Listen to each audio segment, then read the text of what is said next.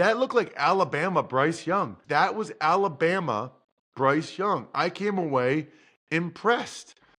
You're tuned in to the Ross Tucker Football Podcast, guiding your gridiron journey, none other than your host, former NFL lineman, Ross Tucker.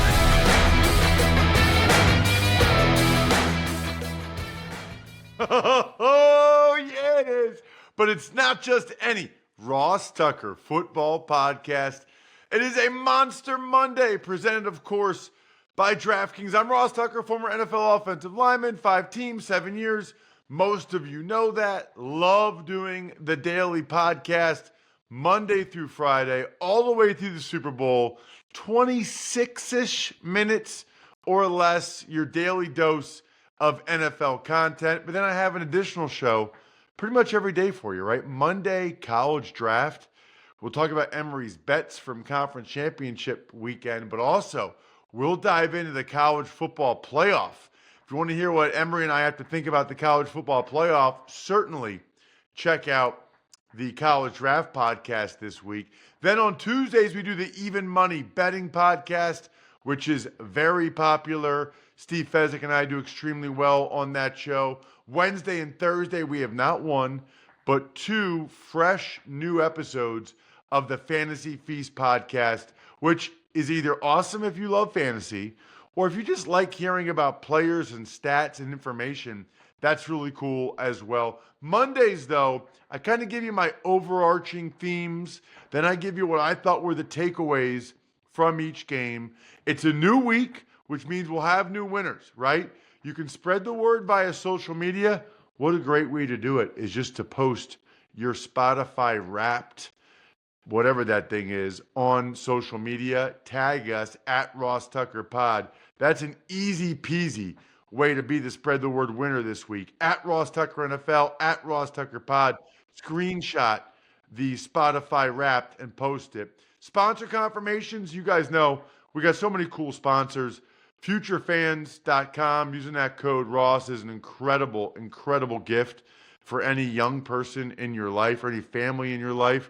Of course, you guys know how I feel about westshoreHome.com/Ross and getting new doors or new showers or new bathrooms like I have done. Anyway, a lot to get to today. Love the YouTube shout outs. Those are people that just give us a comment. YouTube.com/Ross Tucker NFL as that thing keeps on growing. It is Big Show time. The Big Show. All right, Ross, as you mentioned in the intro, what are your overall themes from Week 14 across the NFL?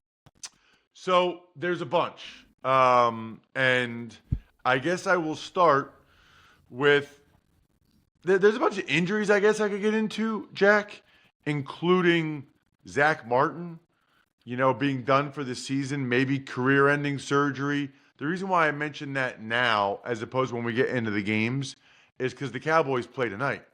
Cowboys-Bengals play tonight in that Simpsons thing. Do you know anything about that, Jack? Yeah, it's just, I think, it's like an animated version. Like, remember there was a Toy Story broadcast a couple years ago? Vaguely.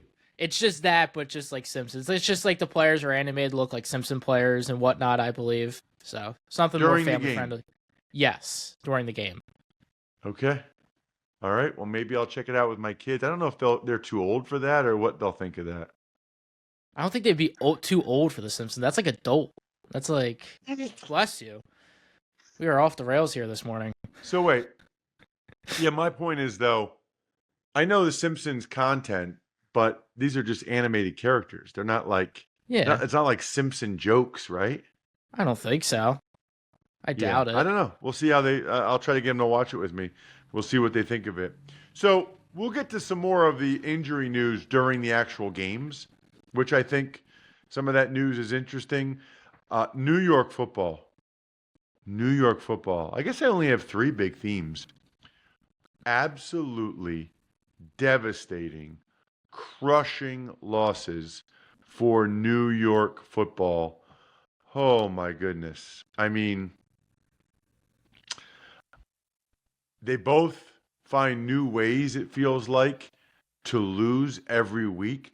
I think the crazy thing about that, Jack, is there's definitely members of the fan base and maybe a decent amount of members of the fan base that I think are happy that they lost.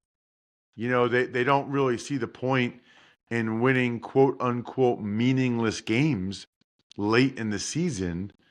They'd rather see their team lose so they have a higher draft choice. I think that's the mindset for a lot of them. I don't know. I don't want to speak to that, but I do believe that is how. There's certainly a decent amount of Jets and Giants fans that feel that way. So if that's the case, and I guess yesterday was great for you guys because they found new excruciating ways to lose with, the Giants getting the game-tying field goal blocked. And the Jets, I really thought the Jets were going to win that one. Kudos to the Dolphins, man. They just kept battling and they come back to win. But the Jets, even when they take the lead, and it looks like they have a great chance, they allow that big kickoff return. And the kicker gets absolutely annihilated trying to tackle Malik Washington, which is always kind of funny for me. By the way, my Sunday themes are presented by Labatt Blue Light. You guys know how I feel about Labatt Blue Light. I love drinking the LBLs with my friends, living life to the power of we. Always enjoy responsibly beer. Labatt USA, Buffalo, New York. The other themes I would say, Jack, what is the deal with good kickers just kind of losing it this year? Now, I think Justin Tucker, I think you could argue that he started to lose it last year, and he had a bye this week, so I'm not really talking about Justin Tucker, but I think you could say that he started to lose it last year. But this year, Dustin Hopkins, I mean, the Browns are going to have to get a new kicker. He has really hurt them tremendously. They might have another win or two if it weren't for Dustin Hopkins this year. He's like changed the complexion of games. And then for the Eagles, Jake Elliott, who has long been money. I mean, he has been nails from any distance. He's 0 for 5 over 50 yards. He actually missed an extra point yesterday. And there was, thankfully for the Eagles, a penalty against the Panthers. So the Eagles went for 2, which, by the way, I didn't really understand from a math standpoint. But they went for 2, and Saquon Barkley got it. But that's a real concern right now. It's got to be for the Eagles, right? Because what if he misses one and it's the difference between winning a playoff game or not? You go from having an advantage at that position to a disadvantage. And then finally, Saquon Barkley and Brock Bowers both setting records in the 13th game of the season. That is wild to me. I mean, Saquon Barkley sets the Eagles' single-season franchise rushing record. That's super impressive in your 13th game. And Brock Bowers sets the rookie tight end reception record that, by the way, Laporta set last year. But to do it again in the 13th game, especially with all the quarterback issues the Raiders have had, is super, super impressive. Let's get to the rest of the games. Before we get to the games, Jack, I want to make sure you guys know about West Shore's biggest discount of the year. 25% off the entire project and payments as low as $99 a month, or get interest-free with no payments and no interest until 2026. So I've told you guys a lot about how the doors look. We just got 3 new doors. You know that. They feel better. I don't know. Don't ask me how.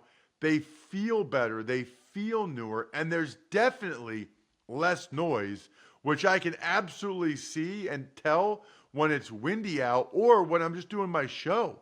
There's like no noise coming through, which means they're probably saving me money as well. At a minimum, check out my new doors on the before and after pics and get a free estimate. WestShoreHome.com/Ross. WestShoreHome.com/Ross. It is the holiday season, which means it's time to hang out with family and friends, drink Smirnoff, the world's #1 vodka and an official vodka partner of the NFL. So many opportunities this year to make football games even more delicious as you watch them. We already had Thanksgiving and Black Friday. Now we've got Christmas, these Saturday games coming up. Please drink responsibly. Smirnoff number 21 vodka, distilled from grain, 40% alcohol by volume. The Smirnoff Company, New York, New York. Please do not share with anyone under legal drinking age. Smirnoff, we do game days.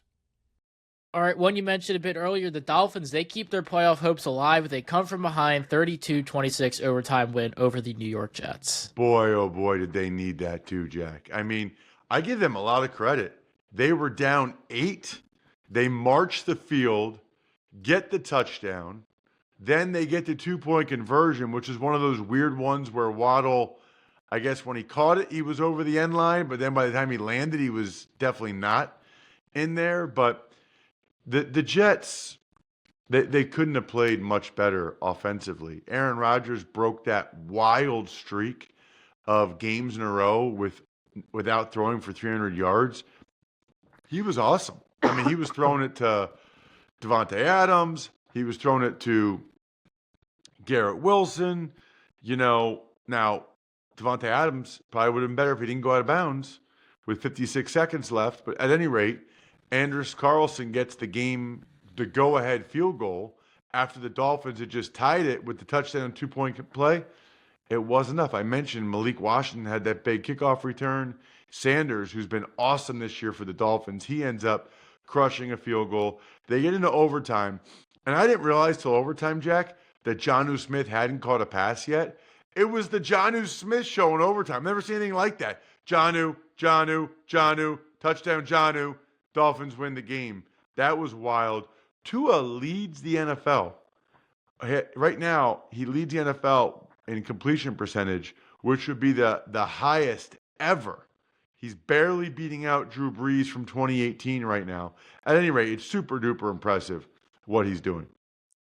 It's time to hit the panic button in Atlanta. The Falcons, they fall under 500 with a 42-21 Minnesota Vikings victory.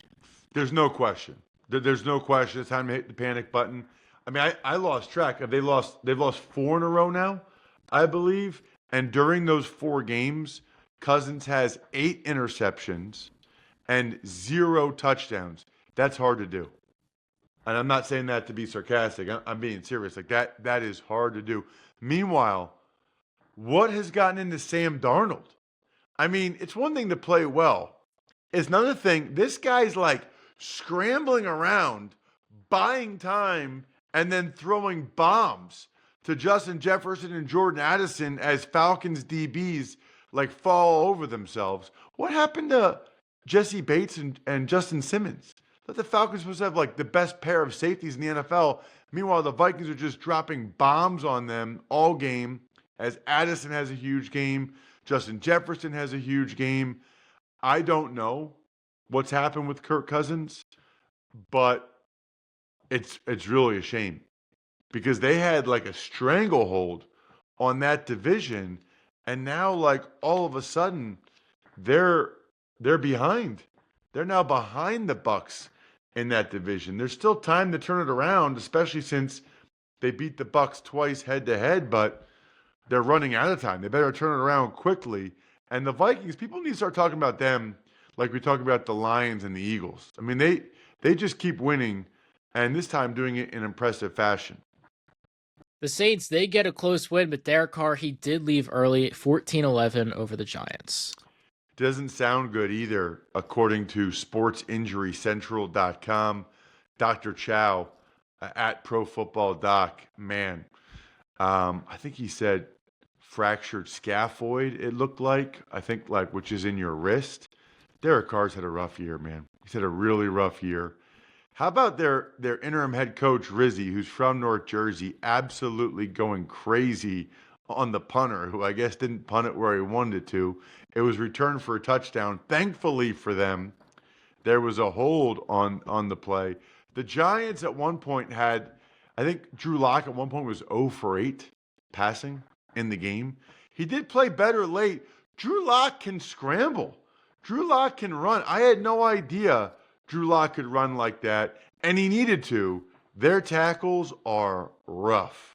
Izudu, Evan Neal. How about 12 penalties for the Giants?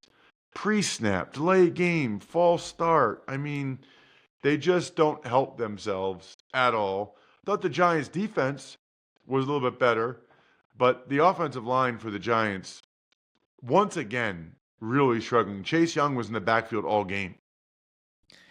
Eagles, they just get by a very improved Bryce Young and the Carolina Panthers 22-16. Survive, escape, whatever word you want to use, I think it's apropos for that game because I don't know how it happened, but the Eagles let Xavier Legette get behind them, and Bryce Young threw a perfect pass, and Legette couldn't hold on. Should have been a touchdown, should have been the game. Although the Eagles would have had a chance to get down a field goal range, but you heard what I said earlier in the show about Jake Elliott. Who knows what would have happened in that situation. The Eagles were able to survive. You know, the guy that jumped out to me the most in the whole game, Bryce Young. That looked like Alabama Bryce Young.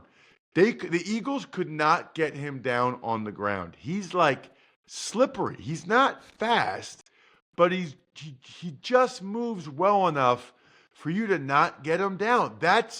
And he makes the right play a lot of the times. That was Alabama Bryce Young. I came away impressed. You know, for the Eagles, Saquon Barkley did his thing. He always does, although he didn't break a super long one. I don't think he had any over like 18 yards, maybe. Darius Slay played well. Zach Bond played well. They needed both those guys.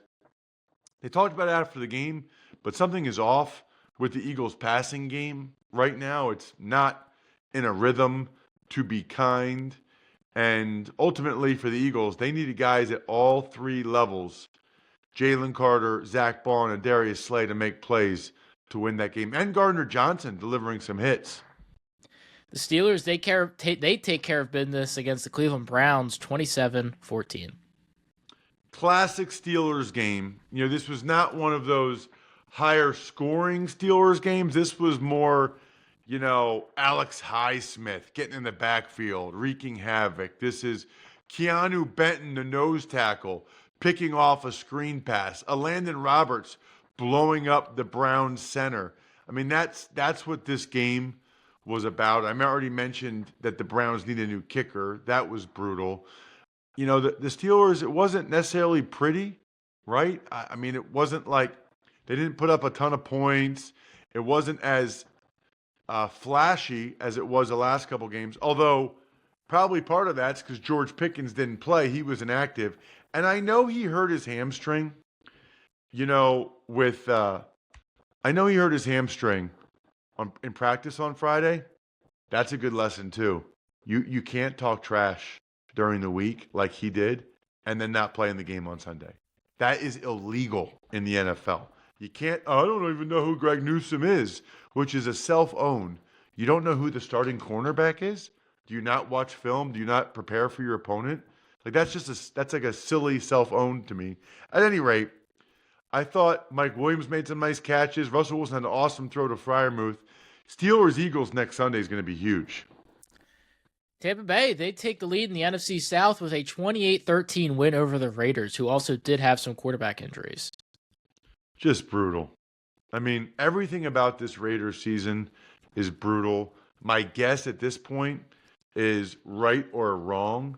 I think that Mark Davis will reset things and probably move on from Antonio Pierce. I don't know that that's the right decision, but I think it's probably what he'll end up doing. I don't know. I mean, I'm sure Antonio Pierce could have done some things better. But like in this game, Aiden O'Connell made some critical errors again. Then he got hurt. Sounds like he's done for the year. It felt like the Raiders' defense really came to play, so I give them a lot of credit for that. Chasen had that awesome interception, but they weren't able to slow down the run enough, even after Bucky Irving went out of the game for the Bucs. They did force Baker Mayfield into mistakes, but the Raiders just squander. Like they get that interception, and then they fumble the snap on the next play. They just are. There's so many plays in a game where you're like, yep, that's the Raiders season this year. Yep, that's the Raiders this year. It's like uncanny. Jaguars beat the Titans 10-6. I don't got anything else. I don't have any catchy phrases for that one. We went into the fourth quarter with not a touchdown scored in the game. It was like the Jaguars-Titans score a touchdown in the game challenge. And the Jaguars finally did it. Tank Bigsby, 8-yard touchdown run. He did it. Mac Jones, for some reason, does not play very well until it's like the fourth quarter. Then he plays better, I guess, or at least well enough. 11 for 14, 100 yards after halftime, 2 scoring drives. I mean, that was enough. What a horrible loss for the Titans. I mean, if you felt like they were building something, including the win over the Texans, and then, okay, they laid a stinker at the hands of the Commanders, you can live with that. Scoring 6 points at home against that Jaguars defense, that's a bad look. That is something that you really cannot do, but that's exactly what happened. They had their chances too. I mean, felt like every time they went into the red zone, they either settled for a field goal or got nothing out of it. They went for a fourth down and didn't get it. The last play of the first half, Levis is getting master blasted from Josh Hines-Allen, and he hurts his shoulder again. Just a really, really ugly loss, I would say, for the Titans. Seattle's offense exploded in the first quarter, leading the way to a 30-18 victory over the Arizona Cardinals. Well, so this is a crazy game because the Cardinals go and they score a touchdown on their first drive. You know, Kyler Murray hits Michael Wilson, and you're like, okay, I really thought the Cardinals were going to come out and play very well in this game. I also thought, for those of you that listen or watch the Even Money podcast, I thought that it would be a lower scoring game. But what happened was it's 7-3, okay? The Cardinals are leading.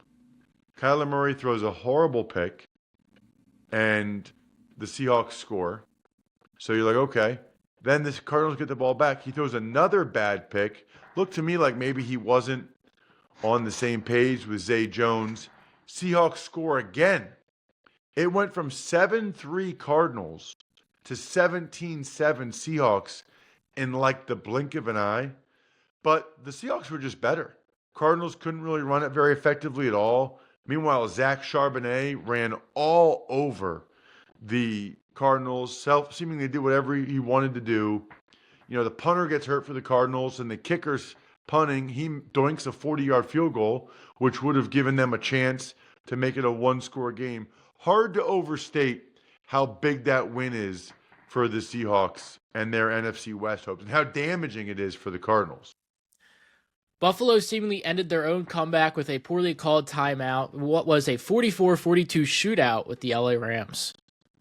Right, so 2 things on this one. Number 1, never done this before, but not 1 but 2 players in this game get my 11 Oaks hungriest performance.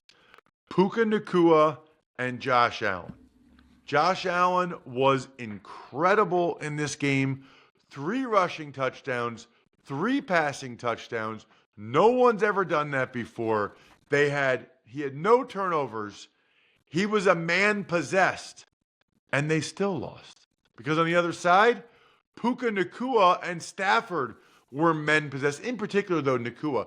What a combination that guy is of the physicality with blocking and run after catch, but then, you know, like the balance and the beauty of those sideline catches. Kudos to Josh Allen and Puka Nacua for being my 11 Oaks hungriest performance of the week this week. Genuine Wagyu beef, Angus beef, heritage breed pork, free-range chicken. You guys know the deal. It's all locally raised right here in Central PA. You can shop in person in Newville if you want, or do what I do, 11oaksfarms.com. I have been on the farm premises. It's awesome. 11oaksfarms.com. Really bad look, I thought, for the Bills defensively. I mean, Matthew Stafford and Sean McVay absolutely sliced and diced them. If they had had any resistance on defense, any at all, they would have won the game. Couldn't even stop them on fourth downs. The other things that really killed them, you got a punt block for a touchdown. That's how you lose in the NFL. Punt block for a touchdown. And you referenced it, Jack, and I said this on social media yesterday, at Ross Tucker NFL.